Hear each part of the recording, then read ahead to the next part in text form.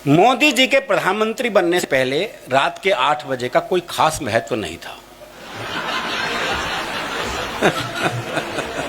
सिर्फ एक शराब कंपनी ने ही 8 PM के महत्व को समझा था।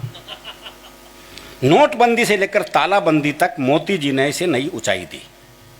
मैंने एक भक्त से 8 बजे का रहस्य पूछा तो वो कुटिलता से मुस्कुराते हुए बोला, भैया मोदी जी हर काम सोच समझ कर करते हैं।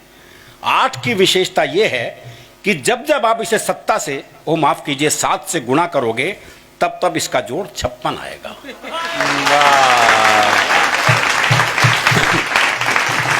चलिए वर्तमान की बात करते हैं सर।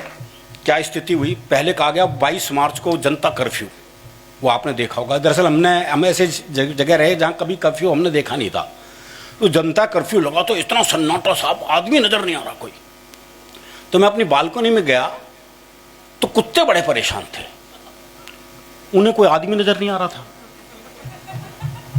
सच में। तो मैंने कुत्ते, क्योंकि सूंघने की शक्ति कवियों में भी होती है, तो मैंने कुत्ते की मनस्थिति सूंघी।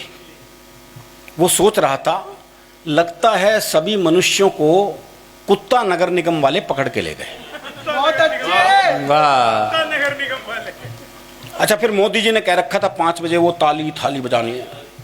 तो अचानक 5 बजे ताली थाली मजी तो कुत्ते हड़बड़ा गए। फिर उम्मीद नहीं थी ना इतने सन्नाटे का, एकदम ऐसा शोर हुआ। तो मैंने उस कुत्ते की मनस्थिति सूंघी। फिर वो सोच रहा था, बहुत जल्दी छोड़ दिया इन सबको। वाह। अच्छा 7 बजे फिर वही सन्नाटा हो गया, वापस वही सन्नाटा। सुन, कुत्ता फिर परेशान था। मैंने उसकी मनस्थिति फिर सूंघी। वो सोच रहा था, और मचाओ शोर। फिर ले गए ना पकड़ के। बहुत अच्छे भाई साहब। उसके बाद मोदी जी फिर 8 बजे आते हैं और 21 दिन का संपूर्ण लॉकडाउन करके चले जाते हैं। अब लोगों की असली परीक्षा का समय शुरू होता है। भारतीय आदमी सिर्फ काम के समय ही खाली बैठ सकता है, खाली समय में तो उसके पास 50 तरह के काम होते हैं। वाह वाह वाह वाह। तरह तरह के टिकटॉक और चुटकुले जन्म लेने लगते हैं। कोरोना को लेकर नए नए ज्ञानपरक और अश्लील गीत रचे जाने लगे। नई नई गालियां जन्म लेने लगी। कुछ लोग सिगरेट का धुआं नहीं उड़ा पा रहे थे तो अफवाह उड़ाने में लग जाते हैं। कुछ रचनात्मक लोग बीमारी को भी हिंदू मुसलमान रंग देने में लग जाते हैं। कभी फेसबुक पर लाइव आकर स्वस्थ लोगों को भी बीमार करने में लग जाते हैं। इनसे तंग आकर एक ने तो कह भी दिया, कोरोना से डर नहीं लगता साहब, कवियों से लगता। सामान्य पति जब झाड़ू पोछा और बर्तन मांजकर टेलीविजन के सामने बैठकर कैटरीना कैफ को बर्तन मांजते देखता है तो उसकी सारी थकान पल भर में काफूर हो जाती है। बहुत अच्छे, बहुत अच्छे। अच्छा, सभी न्यूज चैनल उन दिनों अपने अपने काम में लग गए। कोरोना से जंग, कोरोना बुलेटिन, कोरोना का कहर जैसे बुलेटिन के नाम हो गए। इटली में इतने मरे, फ्रांस में इतने, स्पेन में इतने मरे, अमेरिका में इतने और भारत में सिर्फ इतने।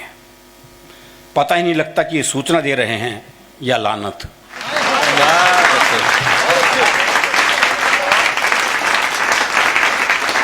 व्हाट्सएप और फेसबुक पर इन दिनों इतना ज्ञान बह रहा था कि कोरोना खुद पढ़ ले तो उसकी नाक भी बहने लग जाए।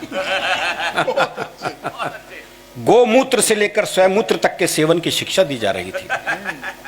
जिनके लिए 2 रोटी के लाले पड़ रहे थे उन्हें च्यवनप्राश खाने की नसीहत दी जा रही है। वाह वाह वाह वाह।